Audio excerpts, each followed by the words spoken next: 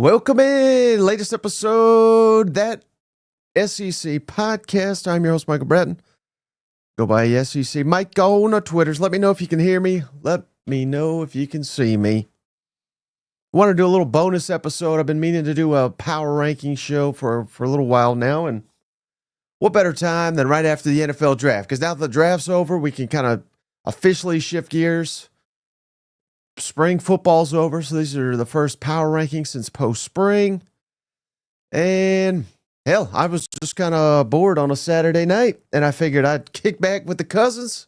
Got a cold one here. Got some nice bourbon. No Cousin Shane, just so you know. But so I'll run through the power rankings. You guys can pick them apart as we go through here and ask me questions when we're done. But I'm feeling pretty good about these. Feeling pretty good. All right, number 15. We always go dead last. Oh, yeah, and as always, maybe some of you are new here.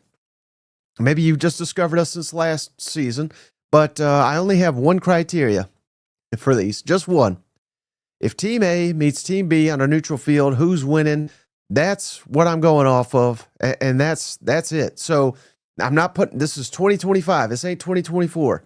This is a new season, new year, all that. So without further ado, dead last in my heart and dead last, I think, on the field till further notice. They need a new coach. Kentucky, they're going the old route, bringing back all these guys that, have experience, but the experience they have is not that good. Oh, I just got unplugged. But just like Kentucky's football program's unplugged right now and lucky to win 5 games next year, I like to say the only thing Mark Stoops does right is this right here. He does have a hell of a bourbon. I think it's going to be the last year for old Kentucky. Head coach Mark Stoops, he's the longest tenured coach in the SEC, and I think he's going to be looking for a new job here soon. So, dead last Kentucky till further notice. I don't even know if you care about football anymore. Remember, your coach tried to leave for Texas A&M. I still haven't forgotten that. So, you're dead last. You're dead to me. 15, Mississippi State. Arguably could put Mississippi State lower, but I do have faith, at least, in Jeff Lebby to coach and develop quarterbacks and have that high-flying offense humming. Once again, they've completely overhauled the roster.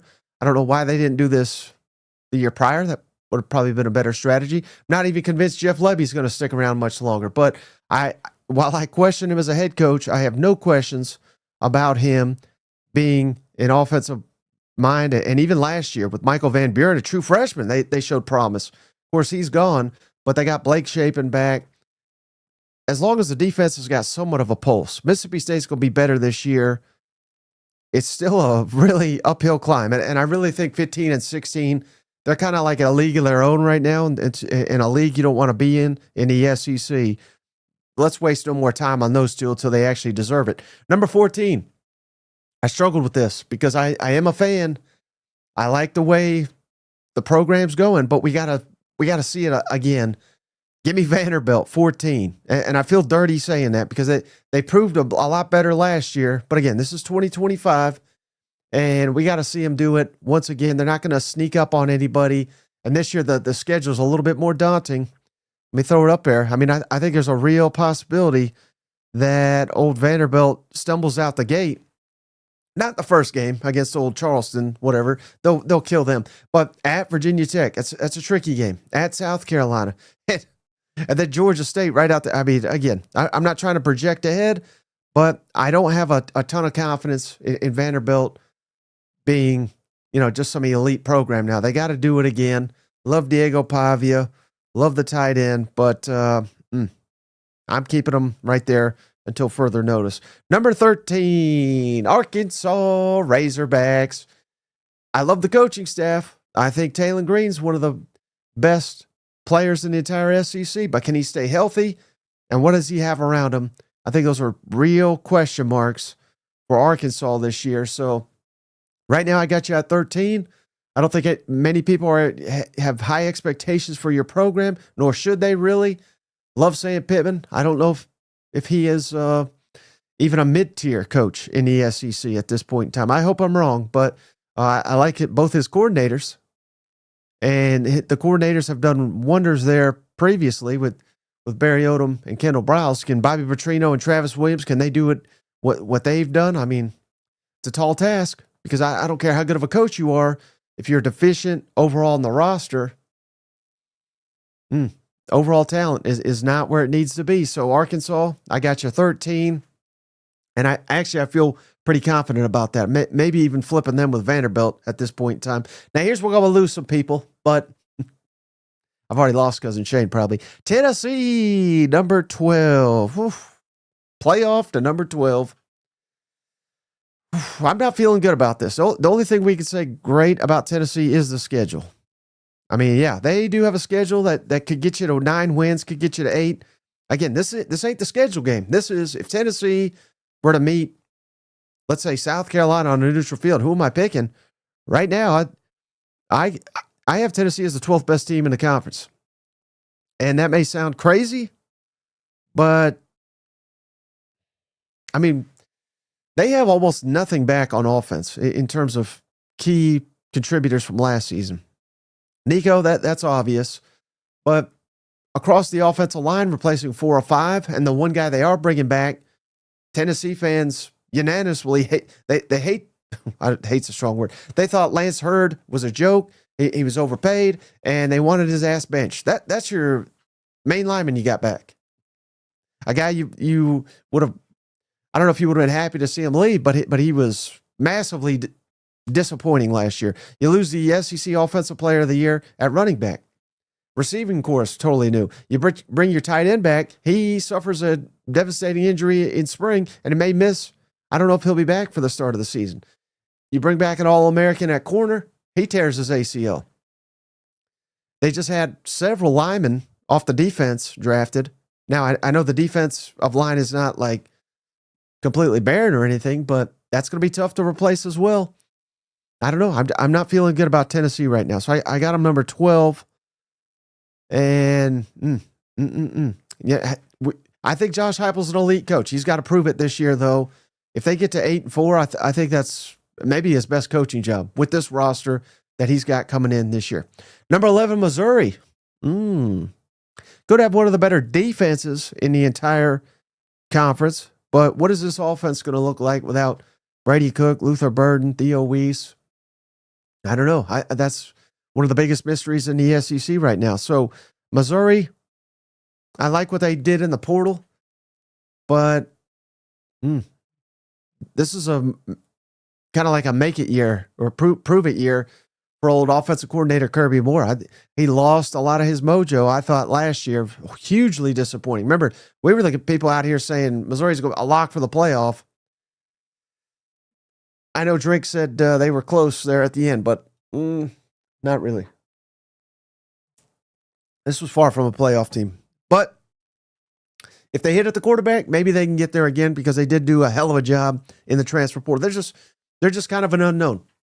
I don't like to give all this praise to transfers till we actually see them in the SEC. So Missouri's got a lot of room to jump up this list. Number 10, Auburn. Oh, Auburn. Playoffs or bust, right? But can Hugh Freeze get you there? I sure as hell don't think so. Now, maybe I'll be proven wrong, but I feel like I've been vindicated on every Hugh Freeze take up to this point. So can they get it done with Jackson Arnold, Deuce Knight? Tall ask here.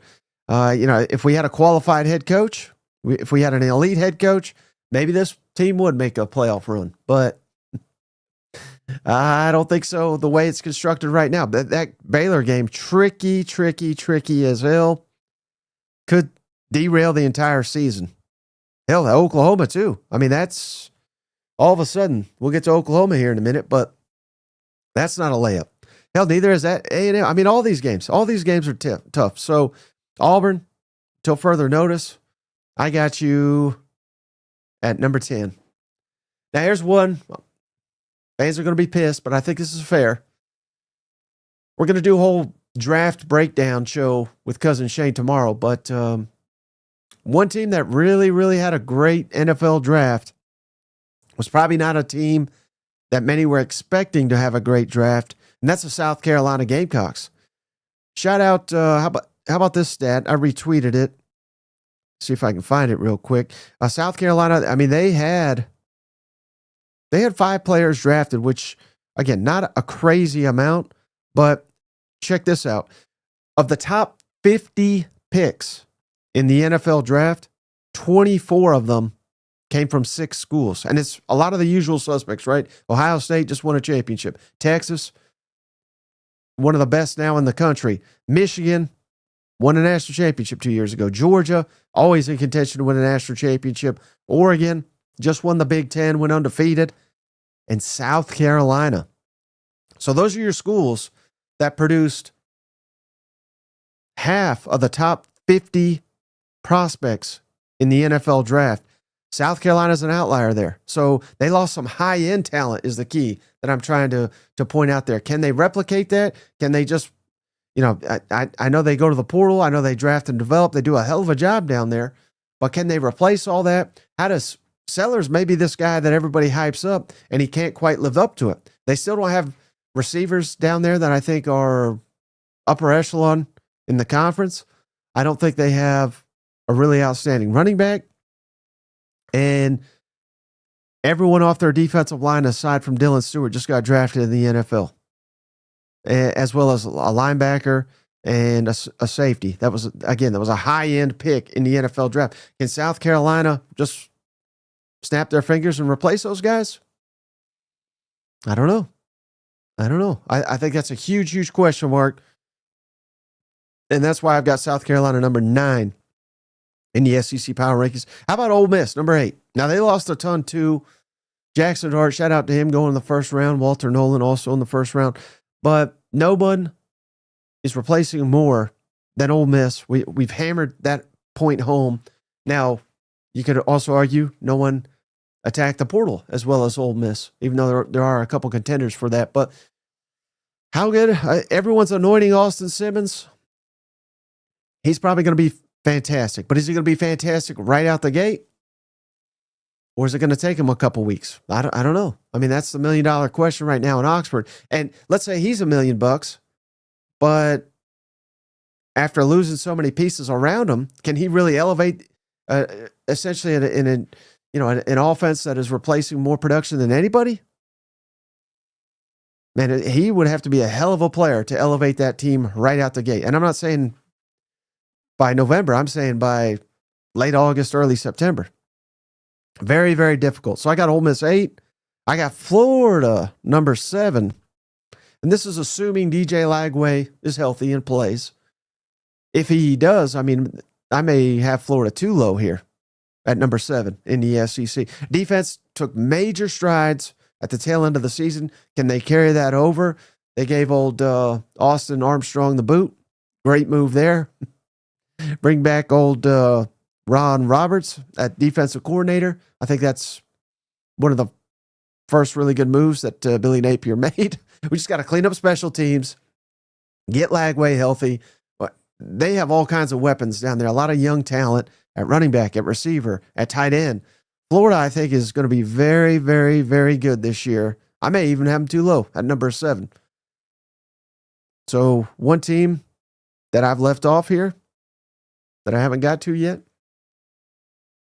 Oklahoma. Come on, number 6. I had Oklahoma about 12, I think, in the before spring power rankings, but I've been kind of blown away by some of the additions they've made, the strides of the offense. I mean, I'm hearing people say their offensive line could be one of the best in the country. I don't think that's true. It's kind of an Oklahoma media guy. But again, as long as the offensive line is average, and they bring back a ton on the offensive line, I'm going to throw up the returning production for the offensive line snaps for Oklahoma. They are 4th in the SEC, 71%. So that's a huge uptick. John Mateer, you guys know what I think of him already. I think he could be one of the best quarterbacks in the entire SEC. Deion Burks, who didn't get to play a ton last year, I think he is maybe the most underrated receiver. And then with Brent Venables becoming the defensive coordinator, still got major questions on how good of a head coach Brent Venables is. But as a defensive coordinator, there may not be a better one in the country. And that includes Kirby Smart. I'd put him behind Kirby, but maybe not. I mean, the resume is fairly close as defensive coordinators. So I like that he's going back, season the defense. I know they had a couple guys taking off that defense in the draft, but I think Oklahoma's going to be fine on that end. I think Oklahoma is a playoff contender. I really do. Number 5, here's another potential outlier. Texas A&M. I don't care that they shit their pants in November. Come on. That was year 1. This is year 2. Mike Elko, good coaches, take a huge step forward. All these elite coaches in SEC recent history, and I'm not saying Elko's elite. He's got to prove it. But all of them, from Saban to Kirby to Urban Meyer and Josh Heupel, Lane Kiffin, all these guys, year 2, took huge step forwards, and some of them won the national championship in year 2. Let's find out if that's what it's going to be here at Texas A&M. They bring back a ton of production. Everybody in the backfield, essentially, everybody on the offensive line, quarterback, of course. Got to get that defense corrected. I can't believe we're sitting here saying a Mike Elko defense was a liability, but it was. If he can get it close to the level he had it when he was the defensive coordinator in his last stint in College Station, A&M is going to go to the college football playoff. I think they have that potential. I'm not predicting it because they're still Texas 8-4 to me until further notice. But again, this is 2025. Everybody's undefeated, right? So give me Texas A&M number 5. Give me LSU number 4. Love the moves they made this offseason. I think Garrett Nussmeier's second year as a full-time starting quarterback, if he can just eliminate some of those mistakes, he's got to get that continuity with a bunch of new receivers. If he can get that going, that'll be huge. Big question, though, Blake Baker defense. How will this unit look year 2? They look like $1 million about halfway through the season for they figured out, or they didn't figure out, but other teams figured out just run the quarterback on LSU. They can't stop it. Can they stop it this year? Whew. That's going to determine how good of a season LSU has. So give me LSU number 4. Give me Alabama number 3. And I even flirted with putting Alabama a little bit higher. Only SEC team that did not lose a scholarship player to the portal in the spring window. So Kalen DeBoer, are they cooking down there? Seems like Ty Simpson's run away with the quarterback competition, and I think that's great news. Some people may look at that as bad news. I think it's great because that tells me he's established himself. He's ready for his moment. These other guys, though talented, are not even threatening him. I love to hear that. They bring back a ton at receiver. And they still got a shit ton of talent from the Nick Saban era. And hell, DeBoer just signed an elite class too. So I think Alabama is a team everybody's sleeping on. Again, I've only got them number 3 in the power rankings. You could make a case they should be even 1 or 2. But for now, Georgia, number 2 in the SEC power rankings. I have a little less confidence in them at the quarterback position, at offensive coordinator, and they are losing a lot on the line of scrimmage. I've never in my life have I seen Kirby have to hit guys in the portal on the defensive line, yet that's what they're doing.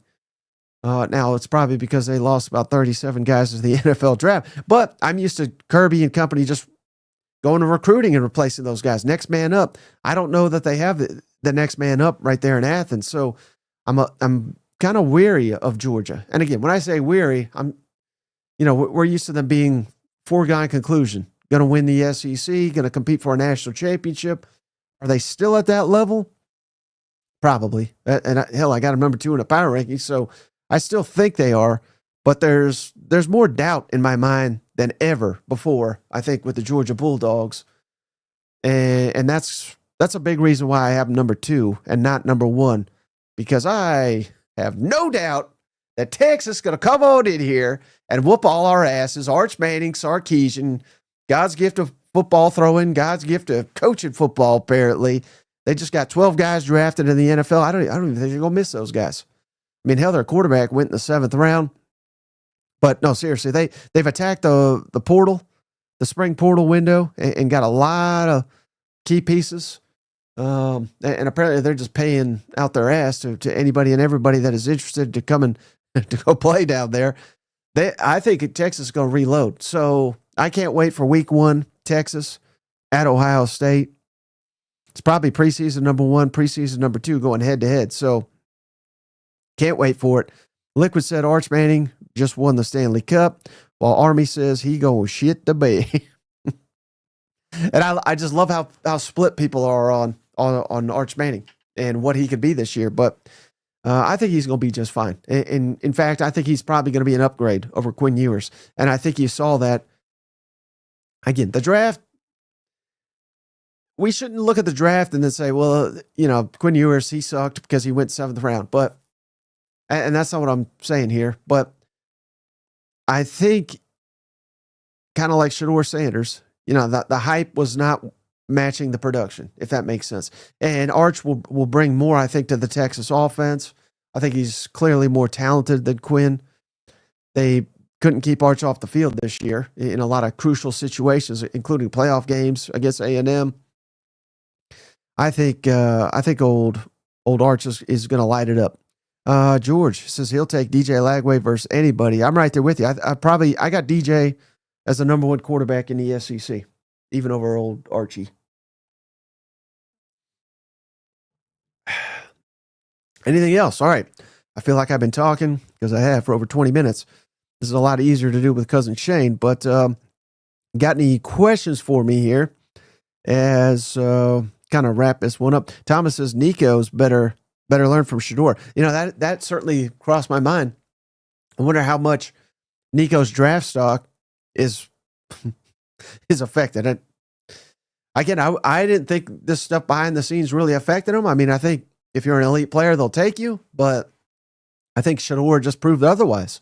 If there's a lot of nonsense, if there's a lot of sideshow, I think NFL teams are going to be less interested in you. I'll tell you what, one thing, Nico's dad better not come out here and say, there's NFL teams that we're going to say no to, or whatever the hell Dion said. I mean, oh, that came back to bite him in the ass, didn't it?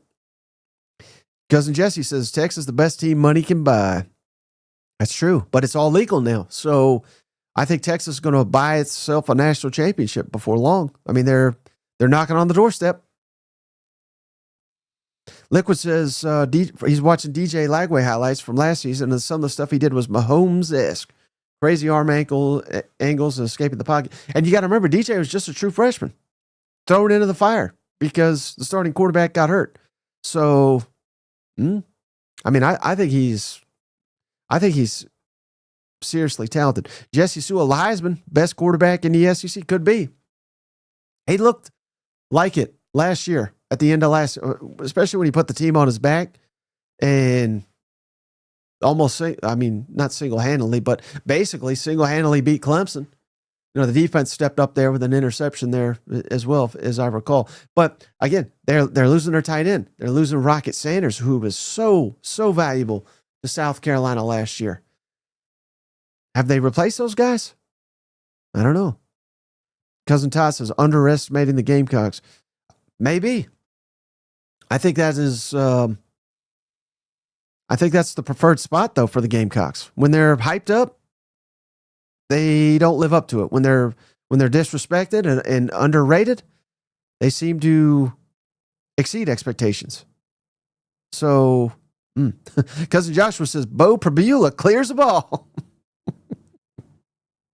Oh, that's funny. That's funny. I hope he does. I mean, hell, can start at Penn State, but best quarterback in the SEC? I don't think so.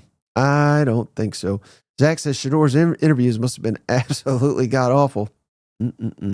Cousin Edward, which of your predictions were right last year, Mike? Not many. Not many. I mean, yeah, we made picks every game. Can we simplify it a little bit more? Yeah, I know my quarterback rankings were pretty god-awful because I had Brady Cook number 1. Because I thought Missouri was going to be like LSU 2019 on offense. They were far from that. But I think basically, I'd say the rest of the top 10 of the quarterbacks I nailed pretty closely. Pretty well, except I had Diego Pavia dead last, I think. What number was Vanderbilt was number 14. And LSU, I saw somebody else ask that. LSU, I got them number 4. So I think the way this works, if you're top 4 in the SEC, I know 3 made it last year, but I think it'll be 4 And hell, maybe even 5 because they'll balance it out from year to year where they try to average 4. But top 4, most likely to go to the college football playoff, Texas, Georgia, Alabama, and LSU. That's how I have it right now. Cousin Jim says I got Ole Miss and Oklahoma backward. I got Oklahoma 6, Ole Miss 8. I could see that. I mean, I'm not necessarily down on Ole Miss. A lot of questions there.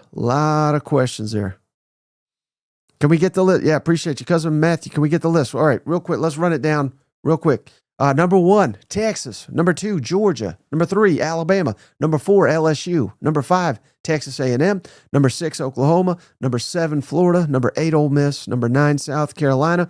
Number 10, Auburn. Number 11, Missouri. Number 12, Tennessee. Number 13, Arkansas. Number 14, Vanderbilt. Number 15, Mississippi State. Number 16, Kentucky. Poor Kentucky.